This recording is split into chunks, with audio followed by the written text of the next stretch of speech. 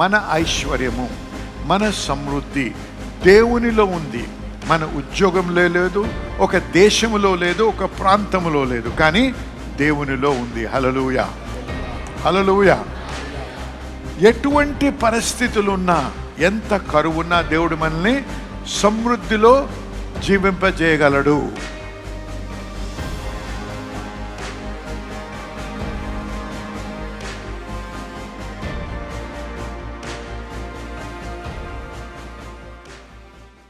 దేవుని యొక్క హృదయం ఎటువంటి, చూడండి, కరువులో నీకు సమృద్ధి కలుగుతుంది అన్నాడు దేవుడు. అదే దేవుడు మరి ఫిలిప్పీ రాసిన పత్రిక 4వ అధ్యాయము 18వ వచనం, దేవుడు తన ఐశ్వర్యము చొప్పున. ఎవరు ఐశ్వర్యం అండి? దేవుని కంటే ఐశ్వర్యవంతుడు ఎవడన్నా ఉన్నాడా? హల్లెలూయా, హల్లెలూయా. దేవుడు తన ఐశ్వర్యము చొప్పున క్రీస్తు యేసునందు మహిమలో నీ ప్రతి అవసరము తీర్చును. ఏంటండి? మన ప్రతి అవసరము తీర్చుతాడు దేవుడు యేసు క్రీస్తు ద్వారా. హల్లెలూయా. ఆగండి, ఇది దేవుని యొక్క చిత్తమై ఉంది మన పట్ల. దేవుడు ఏం ఆలోచిస్తున్నాడు? మన ప్రతి అవసరము తీర్చబడాలనేదే దేవుని యొక్క ఉద్దేశం. అక్కరలో, లేమిలో, లోటులో బ్రతకడం దేవుని యొక్క ప్రణాళికలో లేదు. తన బిడ్డల పట్ల తన ప్రణాళికలో ఏముంది? ప్రతి అవసరము తీర్చబడాలి. హల్లెలూయా. కానీ ప్రతి అవసరం తీర్చబడడానికి మనం ఏమనుకుంటాం? చదువు. తప్పు కాదు, చదువుకోవాలి, జ్ఞానం కావాలి. కాబట్టి తెలివితేటలు, అమెరికా, లేకపోతే మంచి ఉద్యోగం, లేకపోతే ఆస్ట్రేలియా, ఈ రకంగా చేస్తేనే మనకు ఐశ్వర్యము, సమృద్ధి కలుగుతుందనే ఉద్దేశంలో బ్రతుకుతాం. అవన్నీ సహజంగా నిజం అవ్వచ్చు, కానీ సత్యమేంటి? నీకు దేవుడు తోడై లేకపోతే సమృద్ధిలో ఉన్న ప్రాంతంలో నువ్వు కరువులో బ్రతకగలవు. అమెరికాకి వెళ్ళి ఎంతోమంది తహతహలాడి ఎన్నో కష్టాలు పడి అప్పుల పాలై వచ్చి అమెరికాలో ఉండి బెంచ్ మీద కూర్చొని తినడానికి తిండి లేనటువంటి అనేకులు ఉన్నారు మన దేశం నుంచి వెళ్ళిన వారు. అమెరికాకి వెళ్ళగానే నీకు ఉద్యోగం వచ్చి నువ్వు చాలా గొప్ప ఐశ్వర్యవంతుడు అనేది గ్యారంటీ లేదు. మాట్లాడండి, కష్టంగా ఉండొచ్చు కానీ అయినా ఆమెనండి. నేను చెప్పే సత్యం. ఒక్కోసారి సత్యం మింగడం చాలా కష్టంగా ఉంటుంది, కానీ నేను సత్యం చెప్తాను, ఎందుకంటే ఇవన్నీ తిరిగాని నాకు తెలుసు కాబట్టి.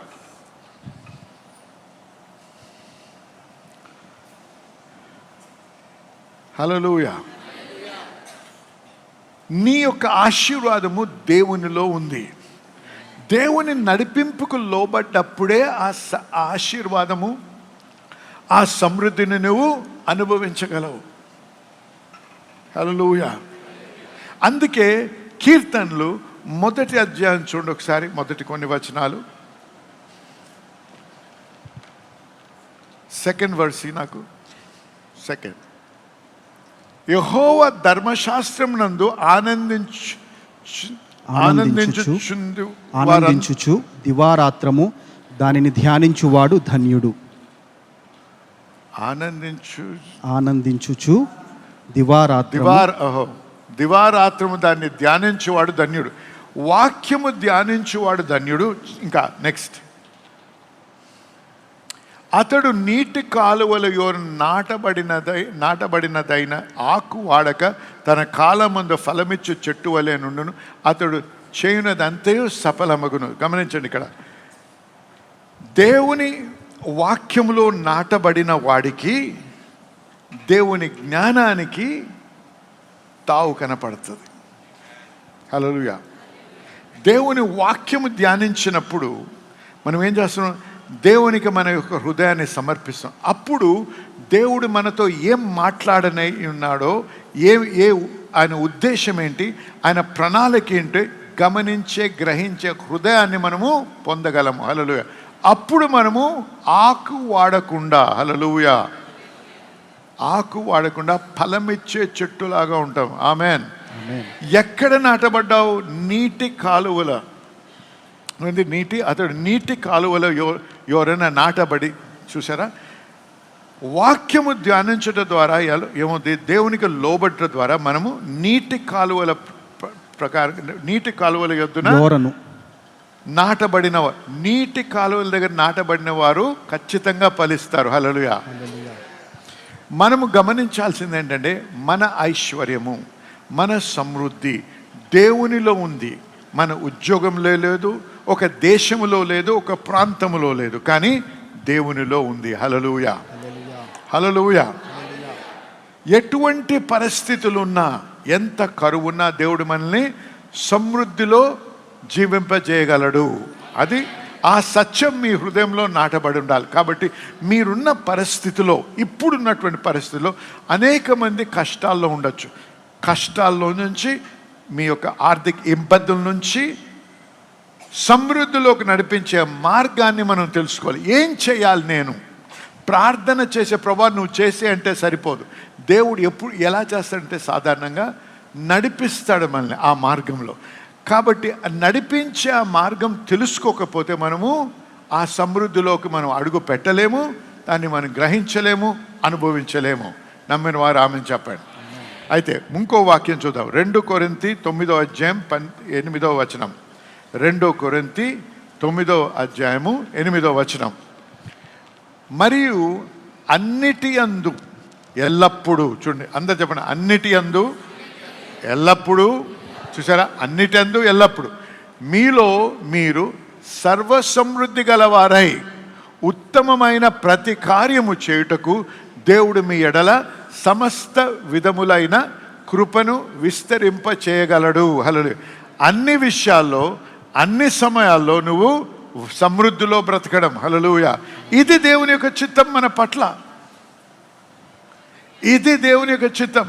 అయితే ఈ విధమైనటువంటి సమృద్ధిని అనుభవిస్తూ, ఈ విధమైనటువంటి ఆశీర్వాదం అనుభవిస్తూ, ప్రతి విధమైన ఆర్థిక లేమి నుంచి, కరువు నుంచి బయటపడే మార్గం ఏంటి అనేది తెలుసుకోవాలి.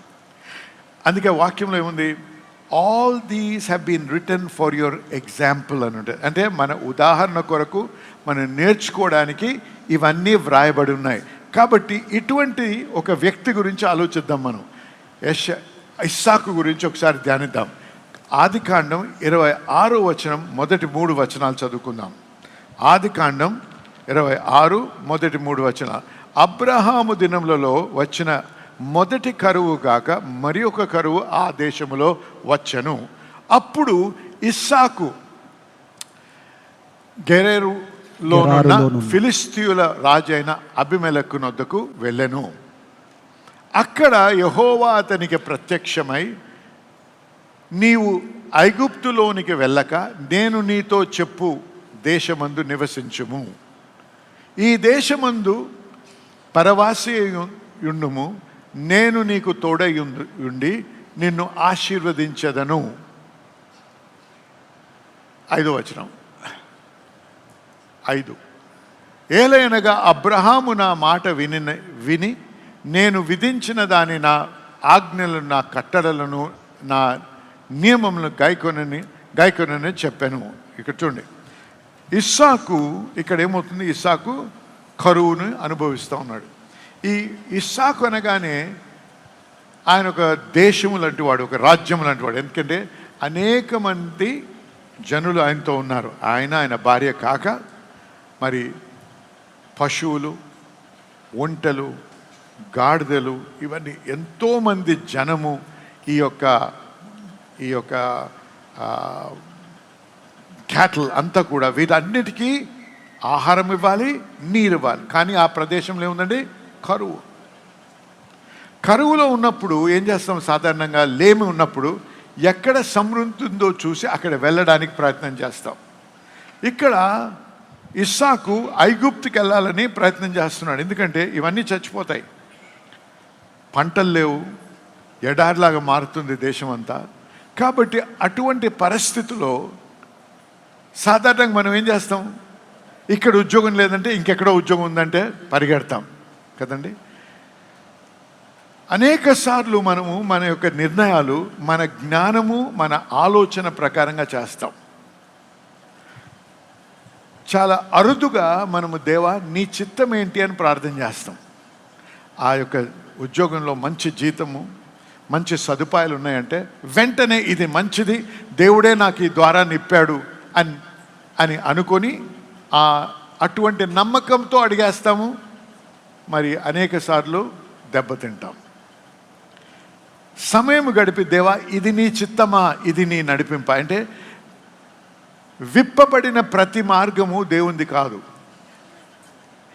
Hello, not every open door is a god open door. తెరవబడిన ప్రతి ద్వారము దేవుడు తెరిచిన ద్వారము కాదు. కాబట్టి జాగ్రత్త వహించాలి. దేవునికి ముందుగానే తెలుసు సమస్తము. ఏమన్నాడు? I know the end from the beginning. ఆదిలోనే అంతమును ఎరిగిన వాడను. ఆదిలోనే అంతమును ఎరిగిన వాడు మన దేవుడు. హల్లెలూయా. కాబట్టి నీవు నీ జీవితంలో ఏమి అవ్వబోతుందో దేవునికి తెలుసు. ఏది మంచిదో ఏది కాదో ఆయనకి తెలుసు. కాబట్టి ఎటువంటి అవకాశం వచ్చినా, ఎటువంటి మంచి అవకాశం వచ్చినా అది వెంటనే దానిలో దుమకక ప్రభా ఇది నీ చిత్తమా అని అడగాలి. దేవుడు నడిపింపు అవసరం. విన్నటువంటి వాక్యంని బట్టి మీరు ఎంతగానో దీవించి ఆశీర్వదించబడ్డారని నమ్ముతున్నా. మరి మన దేవుని యొక్క వాక్యం చూసినట్లయితే దేవునికి అసాధ్యమేది ఏది లేదు. మనము అనేక కష్టాలు, లేకపోతే అనారోగ్యాలు, లేకపోతే అనేక అవగతవకలు ఎదుర్కొంటా ఉంటాం. మన దేవుడు అద్భుతాలు చేసే దేవుడు. కాబట్టి మీ కొరకు, మీ స్వస్థత కొరకు, మీ యొక్క ఇబ్బంది నుంచి విడుదల కోసం ప్రార్థించాలని ఆశిస్తున్నా. దయచేసి నాతో ఏకీభవించేటప్పుడు మీ చేయి ఒకటి కివి మీద పెట్టండి. ఒక చేయి మీకు ఎక్కడ బాధ ఉందో అక్కడ పెట్టండి. లేకపోతే కోర్టు కేసు అయితే ఆ పేపర్ తంటి ఆ పేపర్ మీరు చేయబెట్టండి. లేకపోతే ఇంకేదైనా అంశం అయితే దాని విషయంలో మీరు చేయించండి. ఇదంతా ఏంటంటే మనం విశ్వాసాన్ని విడుదల చేసే పద్ధతి. అంతేగాని టీవీలో శక్తి ఉందని కానీ, టీవీలో బలం ఉందని కానీ చెప్పడం కాదు. కానీ మన విశ్వాసాన్ని విడుదల చేసి విశ్వాసం ముందుకెళ్ళడానికి మార్గం. కాబట్టి దయచేసి నాతో ఏకీభవించండి, ప్రార్థించాలి. ఎందుకంటే అనేకమైన సాక్ష్యాలు వింటున్నాం. ఈ విధంగా ప్రార్థించినప్పుడు మరి దేవుని యొక్క కృపను బట్టి వంకరగా ఉన్న కాళ్ళు సరిగ్గా అదైతే కాకుండా ఎంతో కాలం నుంచి మరి బ్లాడర్లో ఉన్నటువంటి ప్రాబ్లం నుంచి ఒక వ్యక్తి సంపూర్ణంగా స్వస్థపరచబడ్డాడు. క్యాన్సర్ నుంచి, ఎయిడ్స్ నుంచి, రకరకాల రుగ్మతల నుంచి విడుదల పొందిన వారు సాక్ష్యాలు మేము వింటా ఉన్నాం. కాబట్టి ఈరోజు ఇది మీ తరుణం, ఇది మీ సమయం, మీరు స్వస్థపరచబడే సమయం. కాబట్టి దయచేసి నాతో ఏకీభవించే పరిశుద్ధ దేవుడు మీకు పొందాచరిస్తున్నా. ఈ బిడ్డలో ఒక విశ్వాసం బట్టి వారు ప్రార్థిస్తున్నా, వారితో నేను ఏకీభవిస్తున్నా. మరి ఈ సమయంలో వాడుకునే ఇబ్బందుల నుంచి వారికి విడుదల అనుగ్రహించండి. ప్రతి విధమైనటువంటి రుగ్మత నుంచి, ప్రతి విధమైన ఆరోగ్యం నుంచి, ప్రతి విధమైనటువంటి సాతాను బంధకం నుంచి వారికి విడుదల కలుగును గాక యేసు నామములో. ప్రభువా, చర్మ వ్యాధి, కిడ్నీ ప్రాబ్లం అవ్వచ్చు, లేకపోతే హార్ట్ ప్రాబ్లం అవ్వచ్చు, లేకపోతే ఏదైనా సరే యేసు నామంలో దాన్ని గంధిస్తున్నాం ప్రభా. నాయన అది వర్టిగ్ అవ్వచ్చు, లేకపోతే మరి కాన్స్టెంట్ తలనొప్పులు అవ్వచ్చు. ఏదైతే నేను ప్రభా మీరు స్వస్థపరిచే యెహోవా ప్రభా, మీరు మాకు స్వస్థత అనుగ్రహించే యెహోవా రాఫా నాయన. కాబట్టి మీ పేరిట మీ నామంలో ప్రార్థిస్తున్నాను నాయన. మీ నామంలో ఈ యొక్క పరిస్థితుల్ని, ఈ యొక్క అడ్డంకుల్ని, ఈ యొక్క అనారోగ్యాన్ని యేసు నామంలో గద్దిస్తున్నాం ప్రభా. మరి ప్రతి వారు ఎవరైతే నాతో ఏకీపిస్తున్నారో వారందరికీ విడుదల పలుకుతున్నాను ప్రభా. వారందరికీ స్వస్థత కలుగుని గాక పలుకుతున్నాను ప్రభా. మీ వాక్యానుసారంగా పలుకుతున్నాను. కాబట్టి వారి స్వస్థత నొందారని నమ్ముతున్నా ప్రభా. మీకు వందనాలు చెల్లిస్తున్నాం. మీకే మహిమ కలుగుని గాక. మరి ప్రభా, వీరు సాక్ష్యాలతో రావడానికి, మిమ్మల్ని గణపరచడానికి సహాయం చేయమని యేసు నామములో ప్రార్థించి వేడుకుంటున్నాము తండ్రి. ఆమేన్. దయచేసి వినండి. ప్రార్థించాం, నమ్మండి. ప్రార్థించినప్పుడు మీరు పొంది ఉన్నారని నమ్ముడి అన్నారు ప్రభు. నమ్మండి, దేవుని స్తుతించండి. ఆ నొప్పులు ఇంకా ఉండొచ్చు, కానీ అవి ఖచ్చితంగా మీరు మార్పు చూస్తారు. ఖచ్చితంగా స్వస్థతను అనుభవిస్తారు. కాబట్టి దయచేసి ఏకీభవించి మరి దేవుని స్తుతిస్తూ ముందు కొనసాగుదాం. మీరు స్వస్థపరిచి ఆ స్వస్థత పొందిన తర్వాత, ఆ విడుదల పొందిన తర్వాత, ఆ యొక్క ఉద్యోగం పొందిన తర్వాత, ఆ యొక్క సమస్యకు పరిష్కారం పొందిన తర్వాత దయచేసి మాతో మీ యొక్క సాక్ష్యం పంచుకోండి. మీతో కలిసి మేము సంతోషించాలని, దేవుని కనపరచాలని ఆశిస్తున్నాం. దేవుని మేము బహుగా దీవించుగాక. ఆమేన్.